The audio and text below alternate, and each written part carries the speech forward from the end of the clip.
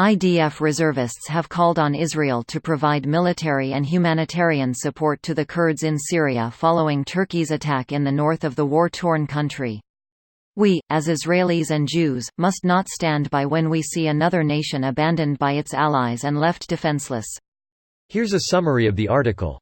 Dozens of IDF reservists have called on Israel to provide military and humanitarian support to the Kurds in Syria following Turkey's attack in the north of the war-torn country. The petition called on Israel to provide food, clothing, medicine, intelligence and military assistance to the Kurds in northern Syria. The petition was published on Facebook several hours before Netanyahu condemned Turkey's invasion of Kurdish areas, warning against the ethnic cleansing of the Kurds by Turkey and that Israel was ready to provide humanitarian aid to the gallant Kurdish people. Dozens of fighters have been killed and thousands of Kurdish civilians have fled their homes after Turkey began to pound Kurdish areas along the border before ground troops crossed into northern Syria. Turkey now is preparing to invade the northern and eastern parts of Syria. The Turkish military operation in northern and eastern Syria will have a huge negative effect on our war against ISIS. On Sunday, U.S. President Donald Trump announced that the U.S. military would withdraw troops from northern Syria, effectively green-lighting a Turkish invasion into Kurdish areas that Turkish President Recep Tayyip Erdogan has been threatening for months. At the same time, we always remember and implement the basic rule that guides us: Israel will protect itself, on its own, against any threat.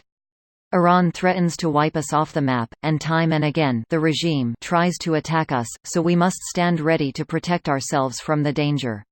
This post received a score of 15,281, with an upvote ratio of 93%. Here are the top comments in response to this article. Greater than the petition was published on Facebook several hours before Netanyahu condemned Turkey's invasion of Kurdish areas, warning against the ethnic cleansing of the Kurds by Turkey and that Israel was ready to provide humanitarian aid to the gallant Kurdish people. It would be utterly hilarious if Trump did a 180 on Kurdistan just because Ben called him and told him to knock it off. Please stop, I don't want to be in the uncomfortable position of honestly saying, thanks, Bibi. It could either be "thanks Bibi" or the slaughter of the Kurds. Yeah, between giving honest thanks to Bibi and the death of hundreds of Kurds, I'll give him his freaking Toda. TBH, it's often good to give honest credit to people we disagree with. It helps to avoid identity politics when one can praise people for the good they did and critique them for the bad regardless of ideology. Even if you can only find one thing to commend him for.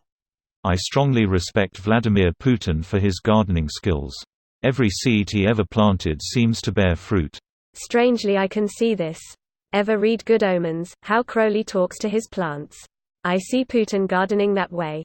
Didn't Crowley occasionally execute one of his plants so the others would grow better? Into the wood chipper you go.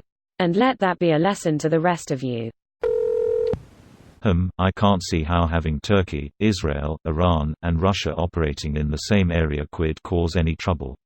Israel hasn't operated in northeast Syria and won't start now. It's on the other side of the country, nowhere near the Israeli border. I'm not sure why this item got upvoted so high, but the chances of Israel intervening in any meaningful way are absolutely non-existent. This is just a form of moral support since Kurds are well liked in Israel, and people are naturally upset for them. Yep, it's essentially impossible. IDF doctrine is entirely focused around fighting in and immediately around Israel. It simply isn't built for long-term engagements far away from home. Israel has some rather good anti-tank weapons systems. That would help the Kurds a great deal. Too late, the Syrian Arab Army has brokered a deal with the Kurds that will mean upwards of 40,000 Assad troops in major Kurdish cities and an eventual reunification. For sources go on our Syrian civil war. The SAA is fighting Turkish mercenaries already. I wish I knew more about this conflict, but something tells me I would have to read through the entire multi-thousand-year-long history of conflict in the Middle East to understand it fully.